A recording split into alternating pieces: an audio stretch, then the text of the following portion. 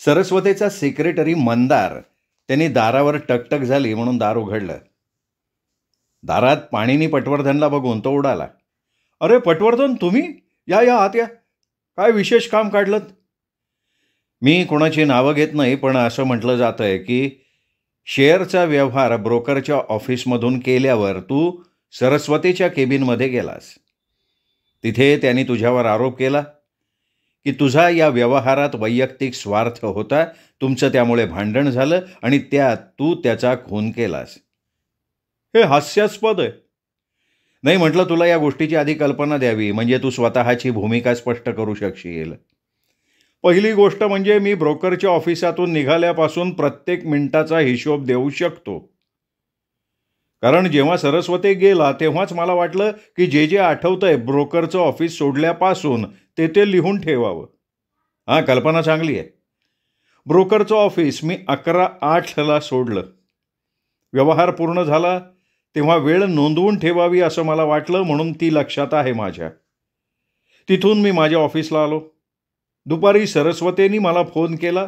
त्याला मी व्यवहार व्यवस्थित पूर्ण झाल्याचं सांगितलं आणि मिसेस पिंगे त्याला भेटू इच्छित आहेत हेही सांगितलं. त्यानंतर 12:05 मैत्रिणीबरोबर जेवायला बाहेर गेलो. 1:05 बाकी असताना परत ऑफिसमध्ये आलो. ती मैत्रीण तुझ्या या म्हणण्याला पुष्टी देईल ना? नक्कीच. ती ज्या ऑफिसमध्ये काम करते तिथे प्रत्येक गोष्ट अगदी वेळेनुसार होते का नाही ते तपासलं जातं. बरं, मग तू 1 नंतर काय केलं? नंतर मी ऑफिसला परतलो.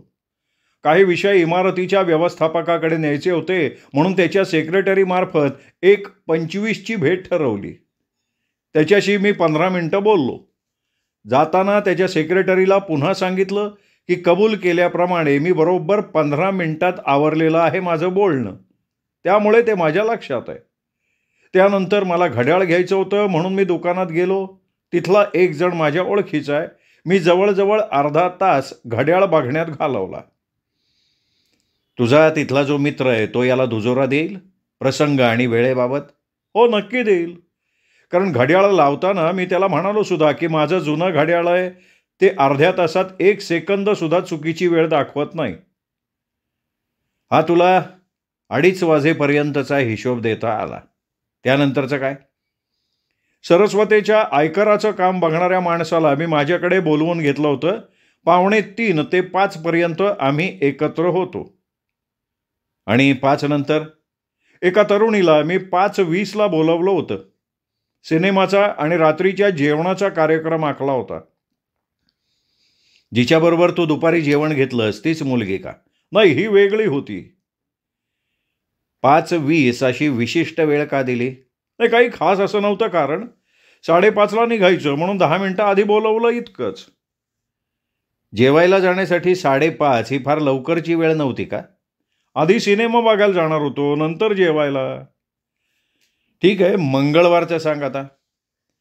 मंगळवारी मी सकाळी 9 आलो ऑफिसला. 9:15 सरस्वती आला. आम्ही 10:30 पर्यंत पत्रव्यवहार हाताळला. नंतर त्याला मी वेस्टर्न माइनच्या व्यवहाराची माहिती दिली. तेव्हाच तुमचा फोन आला. त्यामधून मग मिसेस पिंगेंचा विषय निघाला. सरस्वतीची चिडचिड झाली. नंतर सरस्वती बाहेर गेला आणि मी शेअर्सचा व्यवहार पूर्ण करायला बाहेर पडलो. मंगळवारी सरस्वती खेरीज कोणाला भेटला का? ब्रोकर्सना आणि मिसेस पिंगेंना 11 नंतर. मला म्हणायचं आहे 11च्या पूर्वी. त्यांनी थोडा वेळ विचार केला, मग मान हलवली आणि म्हणाला, नाही, 11 पूर्वी नाही आलं कोणी ऑफिसला. दुपारच्या नंतरच्या वेळेचा तुझ्याकडे चोख हिशोब आहे? मधला साधारण 20 मिनिटांचा कालावधी सोडला तर मी पूर्ण बिझी होतो आणि त्या वेळेमध्ये ज्या ठिकाणी सरस्वतीचं शव मिळालं त्या बंगल्यात जाऊन येणं शक्यच नाही. हा खूप महत्त्वाचा मुद्दा आहे, नाही का? म्हणजे? नाही, मी समजलो नाहीये. तुझ्याकडे 11च्या आधीचा हिशोब नाहीये, पण सकाळी 11 नंतर तुझ्याकडे प्रत्येक मिनिटाचा हिशोब आहे. आणि त्यामध्ये तुझ्याबरोबर प्रत्येक प्रसंगी जे काही मित्रमैत्रिणी होते त्यांच्याबरोबर तू किती वाजता आणि किती वेळ होतास हे त्यांच्या लक्षात पक्क ठसेल अशी तू व्यवस्था केलीस. उदाहरणार्थ इमारतीच्या सेक्रेटरीतर्फे व्यवस्थापकाच्या भेटीची वेळ ठरवणं, 15 मिनिटं कशी संपली हे तिला निक्षून सांगणं, घड्याळवाल्याबरोबरचा वेळेचा उल्लेख केलेला संवाद, मैत्रिणीला 5:20 अशी लक्षात राहील अशी वेळ देणं. पाणिनींनी स्पष्ट केलं. मंदारचे डोळे भीतीनं मोठे झाले. पाणिनी पुढे म्हणाला, तुला त्या शेअर्सच्या व्यवहारात रस होता.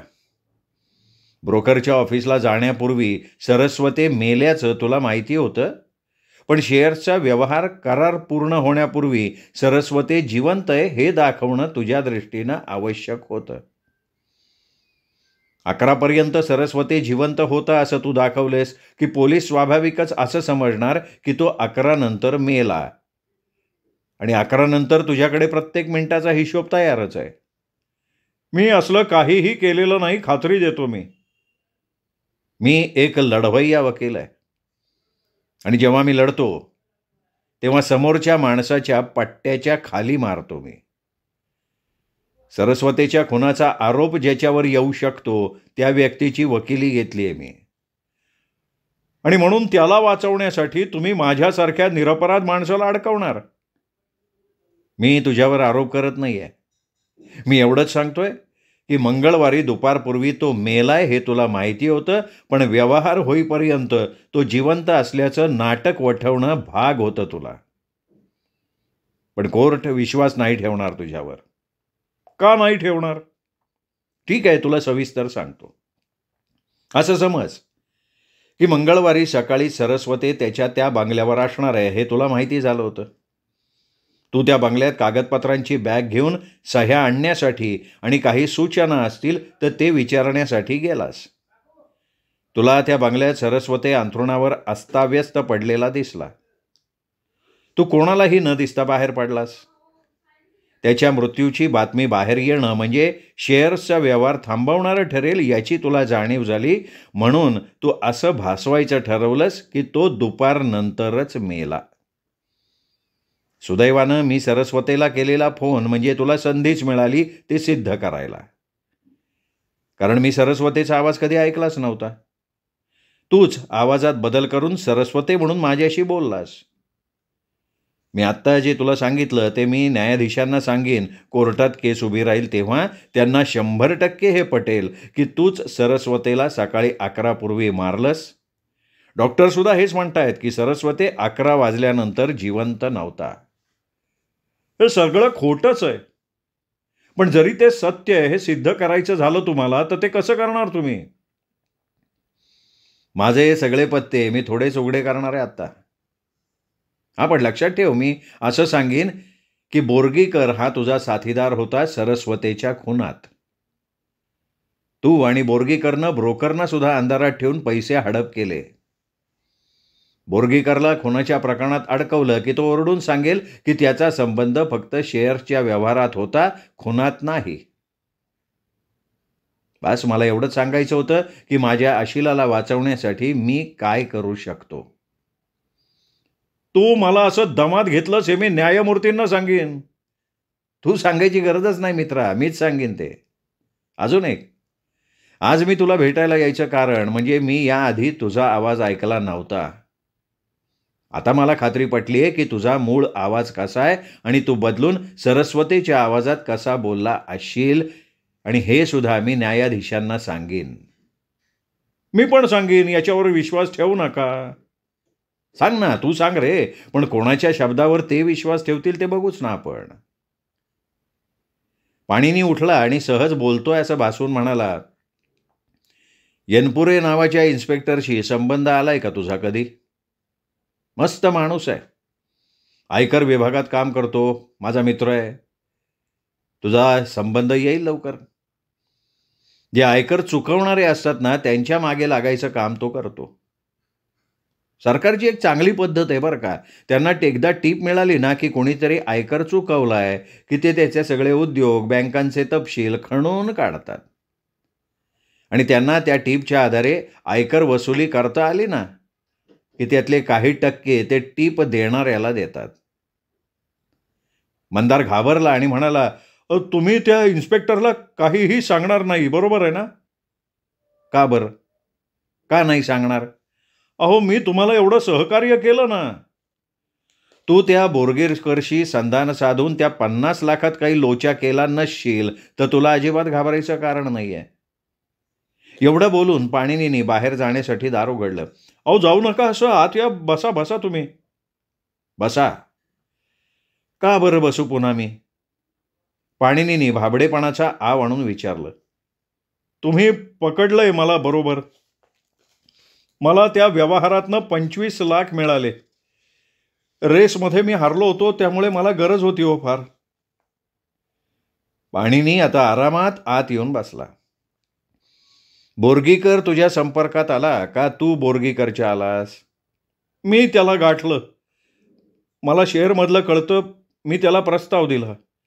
सरस्वतीला त्यात आकर्षण वाटेल अशी व्यवस्था मी करायची होती.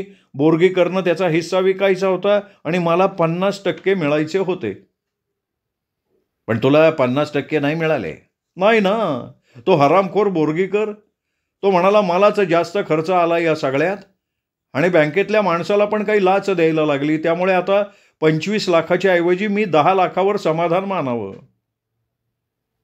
आता मला सांग, सरस्वती मेला हे तुला कसं कळलं? मला नाहीच कळलं. प्रामाणिकपणे सांगतो, सगळं काही खरं सांगतोय मी आता. हे बघ, तुझ्या खोटारडेपणाचा मला वीट आलाय. मी सरळ सरकारी वकिलांकडे जातो, त्यांना टीप देतो तुझ्याबद्दल. तुमच्याकडे काहीच सांगण्यासारखं नाहीये माझ्या विरोधात. अरे, तुला ते 25 लाख हवे होते कारण तू चुकीच्या घोड्यावर पैसे लावलेस. अनेक जण हरतात रेसमध्ये, त्यात काय एवढं? पण तुला रेसमध्ये हरलास म्हणून नव्हे, तर रेस खेळण्यासाठी पैसे हवे होते. शेवटी पैसे मिळणं महत्वाचं होतं ना मला. माझा अंदाजच नाही तर माझी खात्री आहे की रेसवर यापूर्वी लावलेले पैसे हे तू सरस्वतीच्या आणि ट्रस्टच्या खात्यात अफरातफर करून मिळवलेले होतेस. ऑडिटरनी तुला बरोबर पकडलं असतं जर तू तो 25 लाखाचा झोल केला नसतास तर. मंदारच्या चेहऱ्यावर भीती आणि नैराश्याचे भाव उमटले. पाणिनीला वेगळ्या उत्तराची अपेक्षा नव्हतीच. तर तू केलेला हा उपद्व्याप सरस्वतीला समजला होता. पाणिनीने पुढे तोफ डागली. त्यांनी तुला मंगळवारी सकाळी त्याच्या बंगल्यावर बोलवलं. तुला तुरुंगात टाकायची धमकी दिली. तुला माहिती होतं की आणखीन थोडा वेळ काढूपणा केला तर शेअर्सचा व्यवहार पूर्ण होईल आणि अफरातफरीची रक्कम भरून देता येईल. तुझा अंदाज होता की हिशोबाच्या पुस्तकात काहीतरी मखलाशी करून मूळ अफरातफरीची रक्कम भरून काढता येईल. तू खूप उद्दीपित झालास आणि सरस्वतीवर बंदूक रोखलीस. तो तुझ्या अंगावर आला आणि तू चाप ओढला. नाही हो, नाही नाही, कुणीच विश्वास ठेवणार नाही याच्यावर. तुम्हाला चांगलाच मार्ग दाखवलायस मंदारा. आता मला माझ्या आशिलाची काहीच चिंता वाटत नाही. पाणिनी म्हणाला आणि उठून उभा राहिला. थांबा पटवर्धन, थांबा.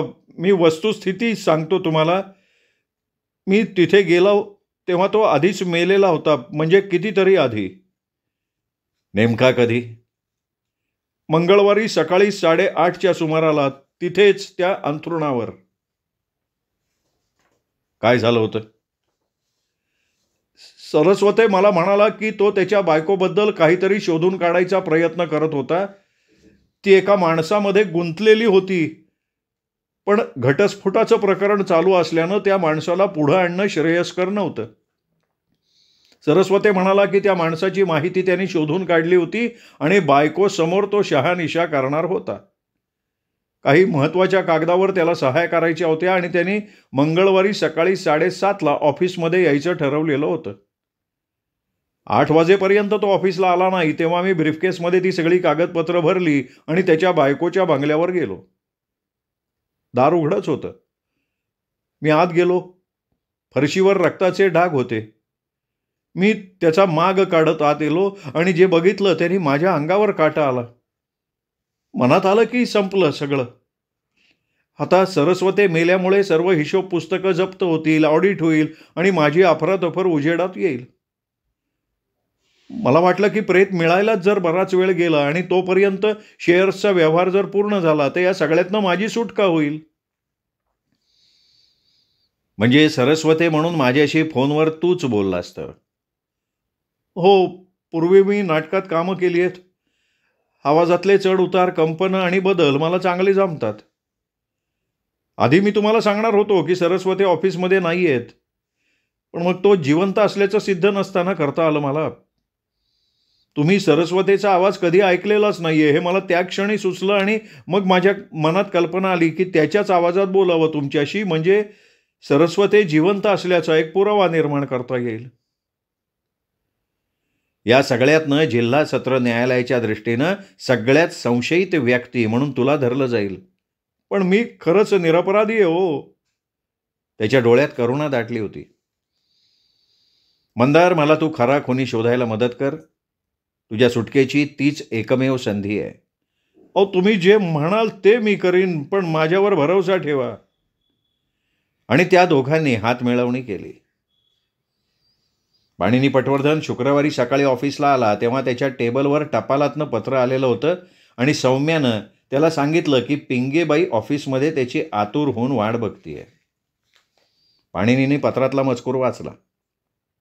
पत्र रती हुबळीकरनी पाठवलं होतं आणि त्याचा मजकूर होता, संबंधित व्यक्तींशी संपर्क झालेला आहे. आजपर्यंत ज्या ज्या घटना घडलेल्या आहेत त्यात काळजीचं कारण नाही. पुढे काम चालू राहू दे. पाणिनीने तो कागद खिशात टाकला आणि सौम्याला म्हणाला, सौम्या, त्या बाईला आत बोलव. काय म्हणायचंय तिला ते ऐकू आणि तिला वाटेला लावू. कसे आहात तुम्ही पटवर्धन? आत येत असताना पिंगेबाई म्हणाली, फार मोठं नाही, पण बऱ्यापैकी प्रगती आहे. त्या 50 लाखाच्या शेअर्स व्यवहाराचं काय हो? मी तो सध्या प्रलंबित ठेवणार आहे. त्या लायकीचे शेअर्स आहेत का ते? ते शेअर्स वेस्टर्न माइन कंपनीच्या अध्यक्षाच्या खाजगी मालकीचे होते. त्याचे पैसे दिले जाण्यापूर्वी सरस्वती मेला होता. या कारणास्तव मी तो व्यवहार रद्दबादल करणार आहे. पटवर्धन, तुम्ही जर सिद्ध करू शकलात की मंगळवारी सकाळी 11 पूर्वी सरस्वती मेला, तर ती रक्कम पुन्हा गेय्यता बाबरसच्या ट्रस्टच्या निधीत येईल, बरोबर? बरोबर. मग ते 50 लाख देणार कोण? आपण ते बुटाला अँड काळे या फर्मकडनं मिळवायची कारवाई करू. ते बोर्गेकरकडनं मिळवतील. पटवर्धन, तुम्ही रती हुबळीकरचं वकीलपत्र घेतलंय का कोणत्याही एखाद्या प्रकरणात? मी अगदी स्पष्ट विचारते. समजा तिने सरस्वतीचा खून केला असेल तर तुम्ही तिची वकिली घ्याल? याचं उत्तर देणं अवघड आहे. तिचं आणि गेय्यता बाबरसचं अजिबात जमत नाही एकमेकींशी. रती अत्यंत उद्धट आणि माज असलेली स्त्री आहे, पण तरीही ती खून करणार नाही एवढं मी सांगू शकते. खुनाच्या वेळी ती तिथे नव्हती हे सिद्ध करण्यासाठी 12 वाजल्यानंतरच सरस्वती मेला हे दाखवणं तिच्या फायद्याचं आहे. पण तसं झालं तर गेय्यता बाबरसला पैसे परत मिळण्यात अडचण निर्माण होऊ शकते. पटवर्धन, तुम्ही कोणाची वकिली घेताय यात मला रस नाही, पण एका गोष्टीत आपल्यात गैरसमज असता कामा नये की सरस्वती हा शेअर्सचा व्यवहार पूर्ण होण्यापूर्वीच मेला होता. एवढं बोलून ती उठली आणि ऑफिसच्या बाहेर पडली. पाणिनी आणि सौम्यानं फक्त एकमेकांकडे बघितलं. सौम्या, आपल्याला बाहेर जायचंय. तुझी शॉर्टहँडची वही घे बरोबर. त्या नोटीचा दुसरा तुकडा जिच्याकडे आहे तिला भेटायला जातोय आपण. तुम्हाला माहिती आहे ती कोण आहे? आता माहिती आहे मला. 3 दिवस उशीर झाला समजायला. तिला कसं शोधून काढलं? जरा डोकं वापरलं. मला आधी समजायला हवं होतं ते. चल निघू आपण. गाडीतून ते जसजसे पुढे जायला लागले तसे सौम्याच्या लक्षात आलं आणि ती एकदम म्हणाली, संहिता सरस्वती? पण ते कसं शक्य आहे? ती रेणापूरला होती ना? सोमवारीच ती तिकडे जायला निघाली मैत्रिणीकडे. मग ती रात्री तुमच्या ऑफिसमध्ये कशी येऊ शकते? ती एकच अशी आहे की तिने सोमवार रात्रीपासून आपला ठाव ठिकाणा कुठे होता याचा हिशोब ठेवला. बाकीच्या सगळ्यांनी मंगळवार दुपारचा. बरं, मग ती एकमेव अशी आहे की सरस्वती सोमवारी रात्री मारला गेला हे माहिती होतं. तिला याचा अंदाज होता की सरस्वतीचा सेक्रेटरी मंदार हा सरस्वती मंगळवार दुपारपर्यंत जिवंत होता असं भासवून त्याला मिळणारे पैसे मिळतीलच याची दक्षता घेईल. ज्या क्षणी तिने मला सांगितलं की सोमवारी दुपारी मी रेणापूरला जायला निघाले आणि तिने रात्रभर गाडी चालवली, त्याच वेळी खरं तर ते माझ्या लक्षात यायला हवं होतं. पाणिनी स्वतःशीच बोलल्यासारखा म्हणाला, म्हणजे तीच तुमच्या ऑफिसमध्ये आलेली बुरखाधारी होती का? हो, तीच. माझी इच्छा आहे की इन्स्पेक्टर होळकरच्या लक्षात येऊन तो तिला गाठण्यापूर्वी आपण तिथे पोहोचलं पाहिजे. थोड्याच वेळात त्यांची गाडी सरस्वतीचं प्रेत ज्या बंगल्यात सापडलं होतं त्या बंगल्याच्या आवारात पोहोचली. पाणिनींनी दारावरची घंटा वाजवली. संहिता सरस्वतीनं दार उघडलं. अरे वा पटवर्धन, सुप्रभात. तुम्ही गाडीतून उतरल्यावरच मी तुम्हाला ओळखलं. या ना, आत या. तिने दोघांना आत बोलवलं. सगळा गोंधळच आहे हो पटवर्धन. दुपारी दहनविधी आहे म्हणतात. त्यांना खुनाच्या तपासाच्या दृष्टीनं काही हवं होतं म्हणून उशीर झाला. तुम्हाला काही समजलंय? जर ते शव ताब्यात देणार असतील तर त्याचा अर्थ त्यांची तपासणी झाली आहे. आम्ही वेगवेगळे राहत होतो. मला तो आवडत नसे तरीही या घटनेमुळे मी जरा कोलमडून गेली आहे. मी समजू शकतो. मी आज तुमच्याकडे त्या नोटेचा एक तुकडा नेण्यासाठी आलो आहे. कशाबद्दल बोलताय तुम्ही पटवर्धन? फुकटचा वेळ घालवू नका. भाबडेपणाचा आव आणून प्रश्न विचारू नका. पोलीस इथे येण्यापूर्वी मी तुमच्याशी बोलणं पूर्ण करणं आवश्यक आहे, नाहीतर तुमचा मृत्यू समोर उभा ठाकेल. एवढं बोलून पाणिनी पुढे म्हणाला, तू आणि पळशीकर जेव्हा माझ्या ऑफिसमध्ये आलात तेव्हा मला 2 गोष्टी प्रकर्षानं जाणवल्या.